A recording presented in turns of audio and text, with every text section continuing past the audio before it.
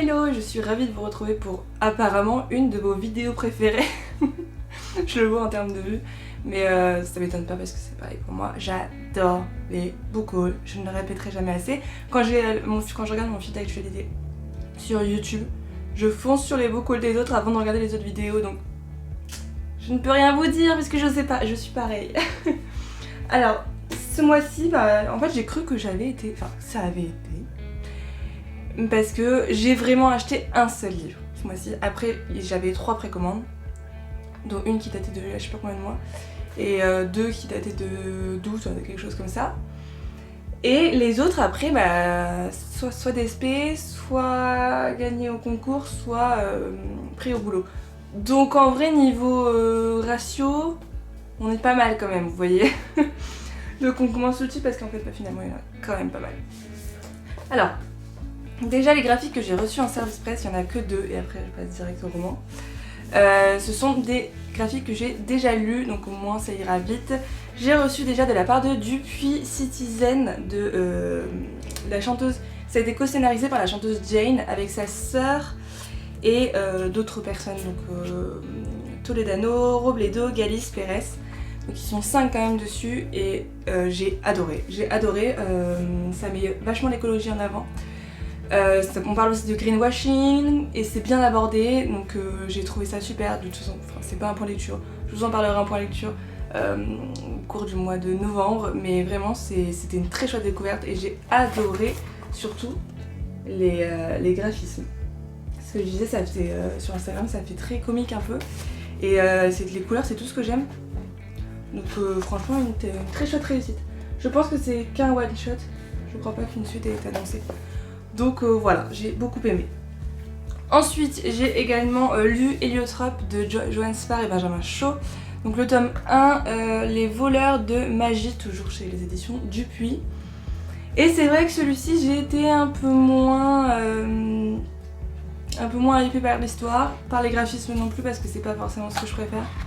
Je vous le montre. Donc voilà, ça fait très BD qu'avaient nos parents à l'époque, vous savez. Du coup c'est pas ce que je préfère et mais je vous en reparlerai bien sûr aussi dans le point lecture. Ensuite on va pouvoir passer au SP roman et il y en a pas mal finalement. À chaque fois on est gâté par les éditions J'ai lu, je ne vous en parle pas. Du coup, je sais pas si je l'avais dit, si je crois que je l'avais dit aussi ici.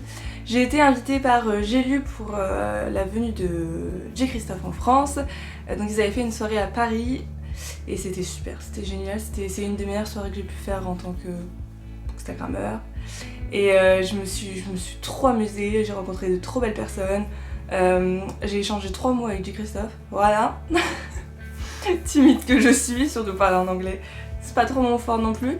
Mais ouais, c'est un super souvenir et du coup à la fin on a eu un tote bag avec quelques goodies et notamment le tome 1 de Nevernight en poche de chez J'ai lu.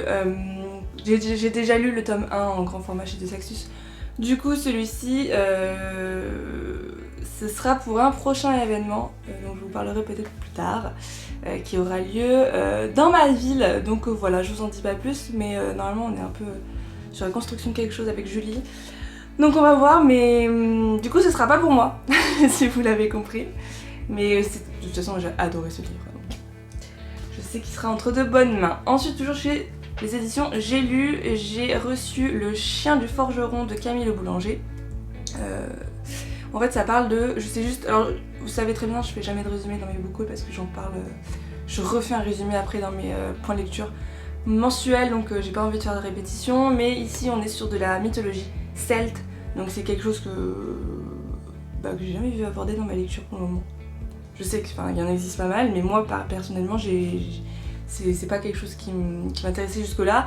Et j'ai vu de très bons retours sur la version grand format du chien du forgeron, donc j'avais très hâte de me lancer. Puis il est tout petit, hein, il fait 300 pages, donc il va se lire très vite et c'est un auteur également que je voulais découvrir. Donc francophone, il vit en Bretagne.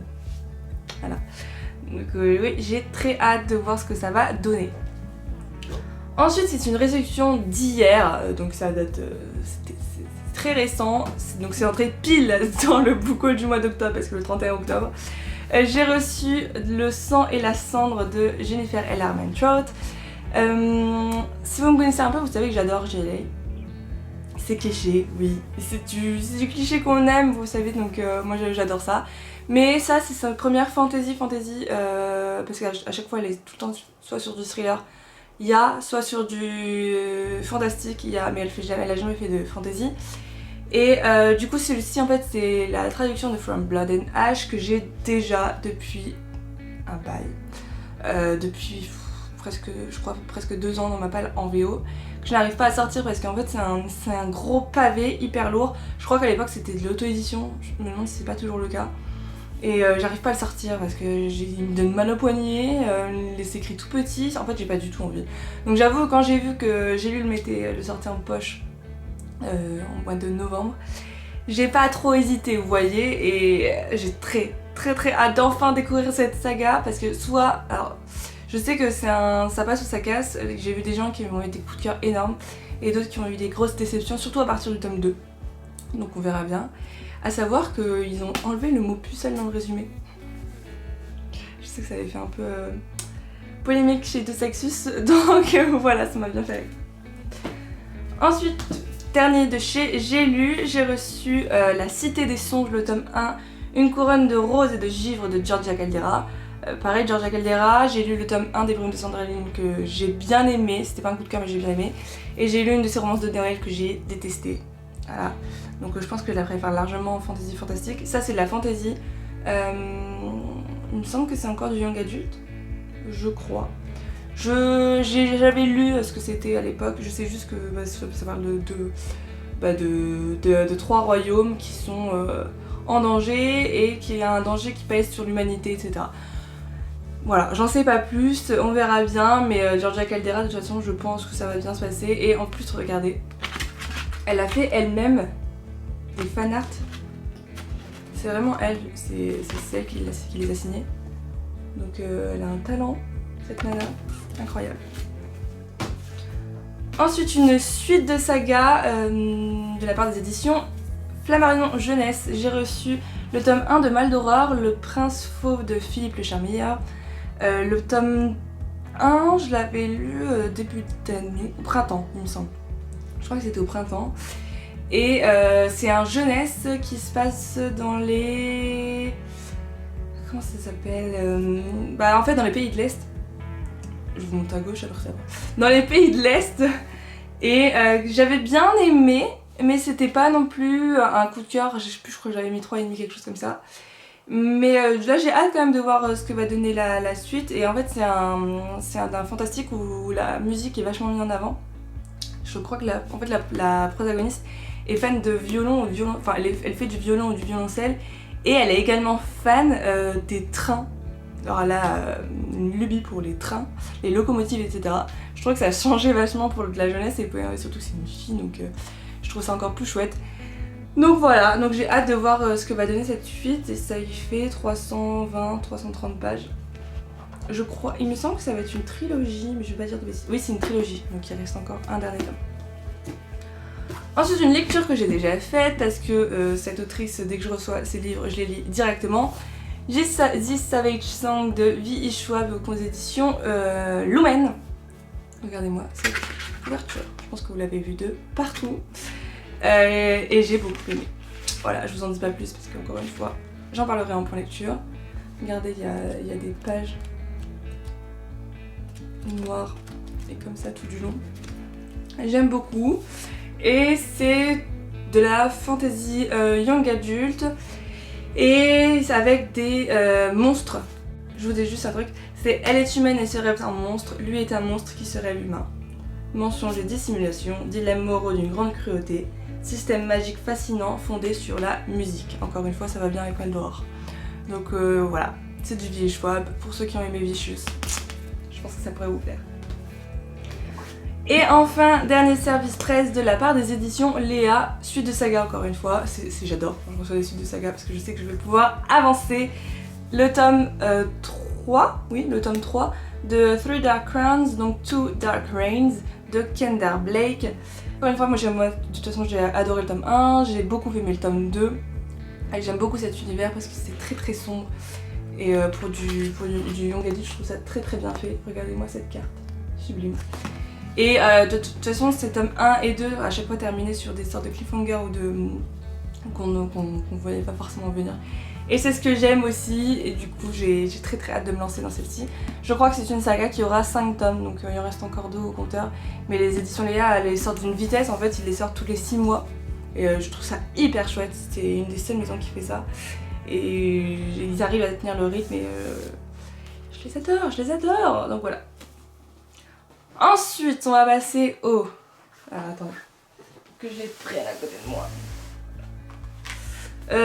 Concours, livre que j'ai pris du coup au boulot et réception des achats ou des précommandes. Du coup un livre que je suis trop contente d'avoir gagné au concours de ma petite Julie parce que c'était un livre qui me donnait trop envie, surtout pour la période.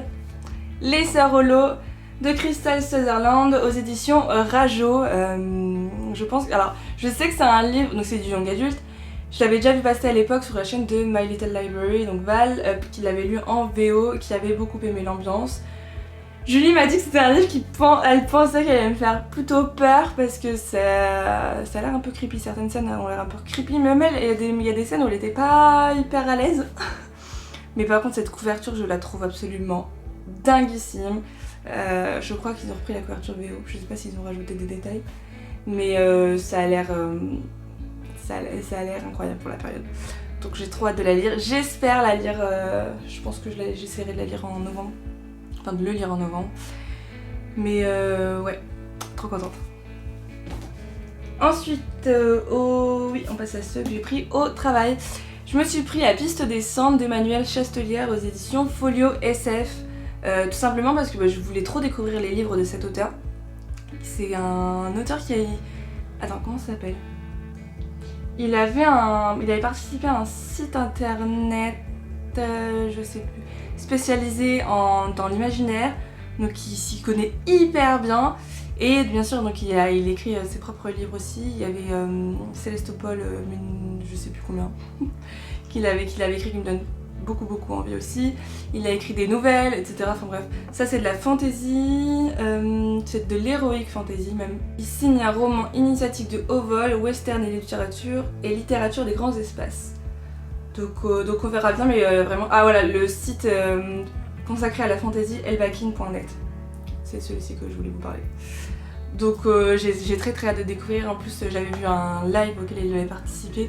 Il a l'air hyper gentil, donc ça me donne encore plus envie moi. Voilà. Ensuite on passe à 2 graphiques. Je sais plus du coup si je vous en ai parlé ou pas. Je sais plus. Mais bon. Je me suis pris le tome 2 de Lightfall de Tim Probert parce que j'ai adoré le tome 1. Donc quand on m'a dit qu'il était disponible, je me suis un peu jetée dessus. Les planches sont toujours aussi belles. Vraiment c'est une histoire douce. Je pense qu'il va y avoir de nouveaux personnages, donc je suis trop contente, j'ai trop hâte de les découvrir. Et après il faudra juste attendre parce que le tome 3, je sais pas pour quand est-ce qu'il est prévu. Mais il a quand même remporté le prix BD de la ville de Saint-Malo et le prix des libraires du Québec. Donc voilà, je crois que c'est un américain. Donc, et je l'ai vu passer dans nos bureaux, il a l'air hyper gentil. Donc voilà, vous savez que c'est quelque chose qui me donne encore plus envie de lire les livres. Donc j'ai très hâte. Comme tous les livres que je vous présente en fait. Et quand je leur ai dit que j'avais adoré du coup Lightfall, ils m'ont conseillé 5 mondes, donc le tome 1, Le guerrier de sable de beaucoup de monde, Marc et Alexis Siegel, Xand Bouma, Matt Rockefeller, Boyassen. Et pareil, c'est une saga en je ne sais pas combien de tomes, peut-être 5, je sais pas. C'est écrit 5 mondes au bord de l'extinction, 3 héros inclassables, une saga interplanétaire. Donc voilà, apparemment c'est un peu dans la même vibe que Lightfall. Donc pareil, j'ai très hâte. J'aime beaucoup le style des planches aussi. Les traits des personnages, c'est tout ce que j'aime. Donc voilà. Après j'en sais pas plus. Et de toute façon dans les graphiques, je trouve que c'est mieux de se lancer sans en connaître trop parce que comme ça se lit très vite, voilà. Et maintenant on va pouvoir passer aux achats, précommandes, etc. Donc mon seul achat vraiment qui compte du mois, c'est celui-ci, mais je savais que j'allais craquer dessus parce qu'il me donnait envie depuis son annonce. Atlas, oui ils ont pas mis ici. Atlas 6 de Olivia Blake. Ça ne s'enlève pas. Non, je comprends pas. La sensation TikTok, bon bah voilà, vous l'avez vu passer partout. Derrière c'est écrit secret, trahison, séduction, pouvoir, bienvenue dans la société alexandrienne. Donc j'ai vu alors pareil, soit des retours dithyrambiques qui disent que ce livre est absolument incroyable, qui vous retourne le cerveau, que c'est un page turner pas possible, etc. Bref, qu'il est génial. Ou des énormes déceptions qui ne comprennent pas la hype autour de ce livre et qui les trouvent beaucoup trop difficiles, etc. Donc je ne sais pas dans quelle catégorie je vais me placer, j'espère dans la première, on verra bien. Regardez, il y a des illustrations comme ça et même à l'intérieur il y a des illustrations des personnages, ce que je ne savais pas avant d'acheter le livre. Donc je trouve ça trop chouette. On verra bien, c'est de la fantasy young adulte. Il me semble, je suis même presque sûre. Donc voilà, il est tout fluffy, j'adore les fluffy comme ça. Et je vous ai pas dit, c'est chez Michel Lafon. J'achète pas beaucoup de livres chez eux, mais c'est trop chouette qu'ils aient réussi à avoir la traduction. Ah, il est abîmé là. Ensuite, que du hardback, maintenant il m'en reste 3 et après je vous laisse tranquille. C'était une précommande du coup que j'ai fait chez Illumicrate quand ça a été annoncé que cette version allait sortir. Je suis trop contente. Demon in the Wood de Leigh Bardugo, parce que tout simplement on va suivre le Darkling. Et regardez-moi ça. Merde, attends, je vais pas l'enlever. Déjà, il y a des jaspages violets. Il est super beau. Il est comme ça. Et attention. Bam! Magnifique. Là. Et là. Il est canon. Et en fait c'est un roman graphique. Donc c'est pas un roman, regardez. Voilà. J'aime beaucoup les couleurs, encore une fois j'aime beaucoup les traits. On en apprend plus sur l'histoire du Darkling avant Grisha. Donc j'ai vraiment très hâte de le découvrir. Alors c'est une version qui est pas signée par Leigh Bardugo, mais bon, écoutez, on peut pas tout savoir. Mais ouais, ça me donne très envie. Et c'est illustré par Danny Pendergast. Pendergast, je sais pas. Donc je pense que ça va être très chouette. Et ça va surtout se lire très vite, donc il va falloir que j'en profite. Ouais, il fait 190 pages. Donc voilà. Vous savez que je suis une fan moi, hein, du Grishaverse. Grishaverse, pardon, je n'arrive plus à parler, articule. J'ai lu Grisha, j'ai lu Six of Crows. J'ai toujours pas lu King of Scars, même si j'ai le tome 1 dans ma palle. Et je n'ai pas lu non plus. Alors j'ai le livre des saints qui m'attend aussi dans ma palle. Je regarde derrière là. J'ai pas lu, vous savez, le livre sur les contes, The Language of Thorns. J'ai pas lu. Puis voilà. Puis après j'aurai fini. Et le tome 2 de King of Scars bien sûr. Donc voilà, on avance bien sur cette saga quand même. Et enfin, 2 livres que tout le monde a acheté parce que bien sûr, je suis un mouton. Non, en plus c'était prévu, je savais que je les voulais. De toute façon, je les voulais en VO et c'est pas des livres que je me sentais capable de lire en VO parce que je savais que le niveau serait trop compliqué, donc j'ai même pas voulu essayer. En premier, Chasseur de flammes de Asfa Faisal, donc aux éditions de Saxus, le tome 1, Les sables d'Arawiya. Voilà, c'est un jaspage bleu, mais la qualité de jaspage est vraiment pas ouf. Genre, je prends ça, je mets mon doigt, c'est tout lisse. Je prends ça, je mets mon doigt, c'est hyper râpeux. Enfin, je suis vraiment pas fan de la qualité. Ça laisse des résidus sur les doigts et tout, je comprends pas comment ça a été fait, mais bref. Après, on va pas se mentir, l'objet livre est magnifique. Hein. Regardez là, il y a une carte. Donc c'est canon. C'est de la fantaisie orientale. Voilà. J'en sais pas plus. Les gens vivaient parce qu'elles tuaient, les gens mouraient parce qu'ils vivaient. Donc on verra bien. La fantaisie orientale, il faut aussi que je lise La Cité de Laiton de S.H. Chakraborty, qui m'a toujours donné très envie, mais de toute façon un jour je prendrai le temps de lire mes livres de ma palle au lieu des SP que je reçois, et selon vont vite passer. Et surtout, c'est surtout pour celui-ci que je voulais faire la précommande, parce que je le voulais depuis sa sortie en VO. Je savais que la plume de cet auteur c'est inaccessible pour moi pour le moment. Je lis pas assez en VO pour pouvoir la lire pour le moment, et surtout en young adulte pourquoi pas, en adulte vraiment pas, je me sentais pas. Du coup je me suis bien sûr pris L'Empire du Vampire de J. Christophe, et surtout pour cette beauté, le tome 1, voilà, c'était obligé. Ils ont fait un travail de ouf sur celui-ci, il est vraiment canon, et en plus la jaquette est réversible. Donc j'ai très hâte encore une fois. Donc comme je vous le disais, c'est de la fantaisie adulte cette fois-ci. Donc c'est beaucoup plus sanglant, c'est beaucoup plus gore, c'est beaucoup plus explicite. Donc on verra bien, c'est sur des vampires. Et rien que le prologue, j'adore. Attendez, je sais pas si je peux vous lire la première phrase. Il y a une carte, comme d'habitude. La première phrase c'était « Ne me demandez pas si Dieu existe, mais pour quelle raison c'est un connard pareil ?» Voilà, J. Christophe. J. Christophe. Et bref, je n'ai vu que des avis dithyrambiques sur ce livre. C'est un des coups de cœur de Lauralie Evald de l'année dernière, je crois, à la ressortie. Et puis surtout que la soirée J'ai lu et des Saxus c'était vachement centré sur celui-ci. Et les décors m'ont donné encore plus envie. Il y a des illustrations dedans. Ne regardez pas les illustrations si vous voulez pas vous faire spoiler, parce qu'elles sont toutes spoilantes, enfin surtout celles vers la fin. Donc ne vous faites pas avoir. Je sais que ça a été dit un peu partout, mais il y en a qui sont forcément passés à côté. Du coup, voilà, on en a fini pour ce book haul. C'est déjà pas mal. À chaque fois les book hauls c'est déjà pas mal. Surtout que l'année... Alors, je pense que le prochain book haul ne sera pas mieux parce que je vais à Londres avec Julie et Claire et on a prévu... C'est pour ça, alors j'ai skip ma box de Fairy Loot de novembre parce qu'il y a eu des histoires un peu dessus, mais surtout parce que je voulais économiser. Je n'ai acheté qu'un seul livre ce mois-ci parce que je voulais économiser, donc vous savez que la partie en cours j'ai mis au mois de novembre parce qu'on a prévu d'aller dans certaines librairies qui vont pépitas.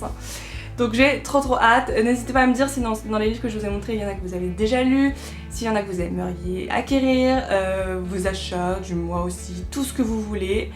Et du coup, comme on a fini avec celui-ci, mais toujours un emoji par rapport au dernier livre présenté, mettez-moi un emoji avec un vampire. Donc voilà. N'hésitez pas, comme d'habitude, à vous abonner, à liker la vidéo, à commenter, etc. Ça me fait toujours très plaisir. Moi je vous fais de très gros bisous et je vous dis à bientôt pour une nouvelle vidéo. Bye bye.